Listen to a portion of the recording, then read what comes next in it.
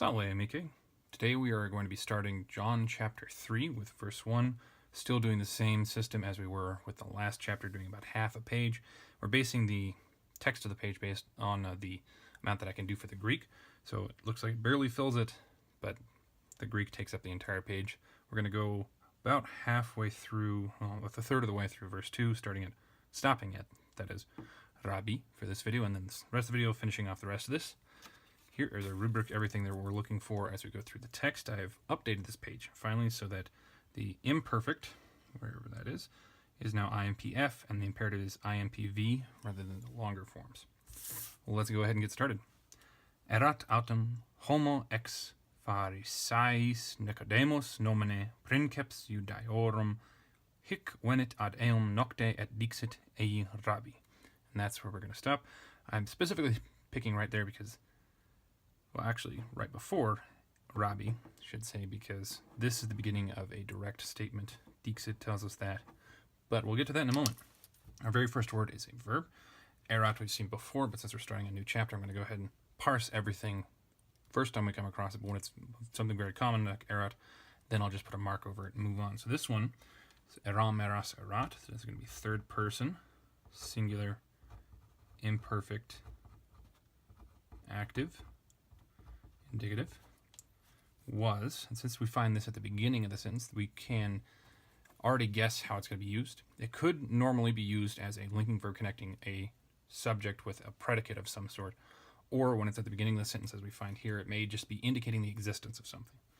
So we have autem, which just means but, homo, which could be the subject, and then ex Pharisais. This could technically be a predicate if it were acting as a linking verb, but I'm going to treat it as the second option where it's indicating existence. It's pointing out something.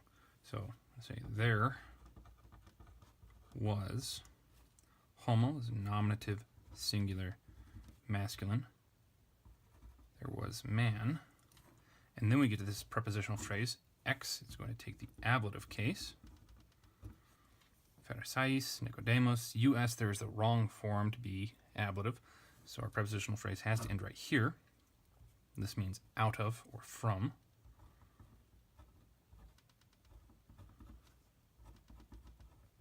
Normally. Pharisais, this is of course Pharisees, which is, I always think this is really weird spelling. Two E's in an English word. It's strange. But that is the case. Now, it sounds kind of strange. There was a man out of, from the Pharisees, that showing a separation, location from which, that doesn't make it much sense. So instead what we've actually got here is the partitive with ex, which is something that Latin can do, but I would normally just expect a genitive. So this is ablative, plural, masculine, partitive. There we go. So it's not confused with participle. And then Nicodemus, this US here tells us that it's nominative, singular, masculine. Nomine, this E from nomen, nominis, is going to be ablative, singular, neuter. Nicodemus, the same in English as in Latin, I think.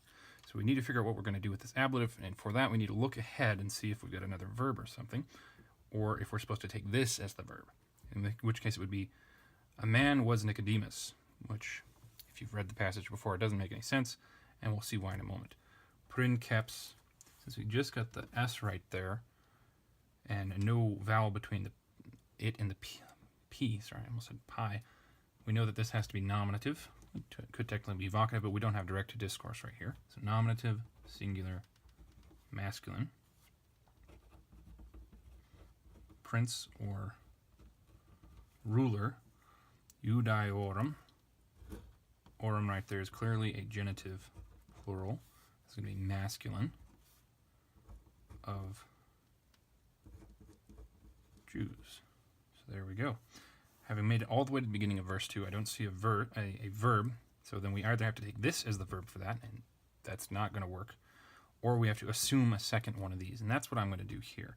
Is if we have that, then we have a ablative, which shows us the manner, no, not the manner. I forget what the word is, but it shows us what relation Nicodemus has with the rest of this. So we translate it by name. So Nicodemus by name, or he was Nicodemus by name. So I guess technically the way the Latin's set up, we don't have to include another erat, but there we go. So we've got so far, but there was a man of the Pharisees, partitive, Nicodemus by name, a ruler or a prince of Jews. So this could be the Jews owning him, or it could be, oh yeah, that's really the only option. Sorry, I'm thinking of the Greek right there. But there we go, that's verse 1. Moving on to verse 2, hik from hik, hike, hawk.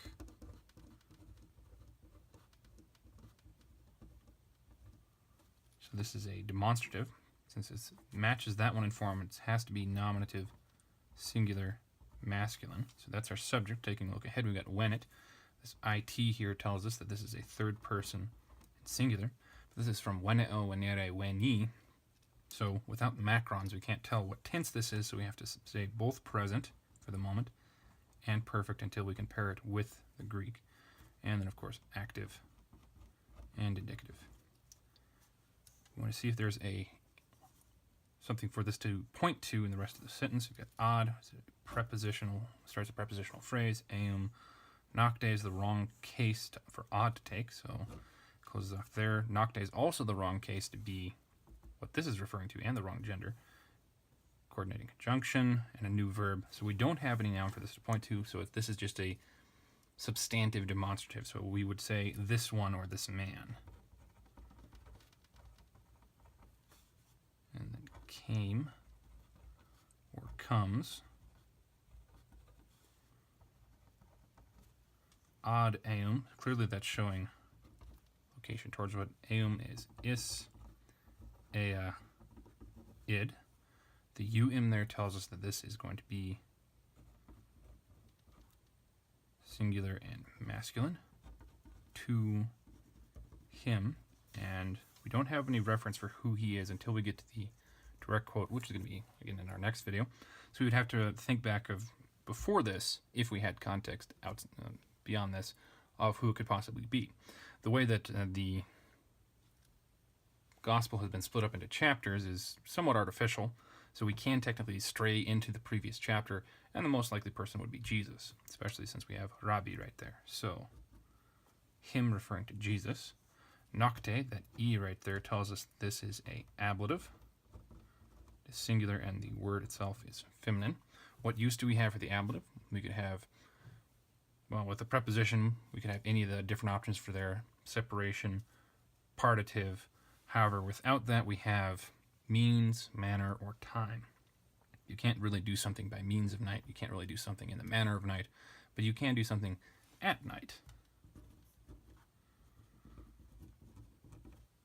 Et, coordinating conjunction, and dixit, that it right there tells us, again, third person singular. This x in there tells us that this is from the third principal part, therefore it's perfect tense. It is active and indicative. So this would be our same subject as previously, hic, so this coordinating conjunction is connecting two different clauses, or if you will, two different verbs. He said, and since we know that this is perfect, that means that when it is probably also going to be perfect. So put a line underneath that one, and underneath came as our preferred translation, again, until we look at the Greek. A, as our last word, comes from is, eid, eus, eus, eus, a, and so on and so forth. This is ablative, singular, and we don't know the gender. But since we have eum right there, and that's masculine, we can assume that this is probably the same person, so probably also masculine. To, did I say ablative? Oops. Dative.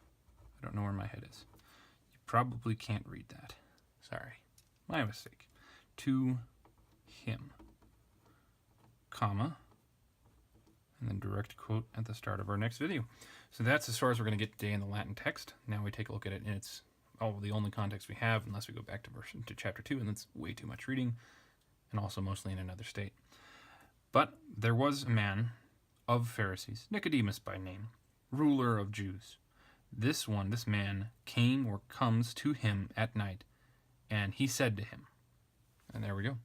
Thank you very much for joining me. I hope you have a good Christmas season. I know it's technically the day after Christmas, but if you pay any attention to history at all, you would know that this is day 2 of Christmas, of the 12 days, as opposed to what all of the stores think.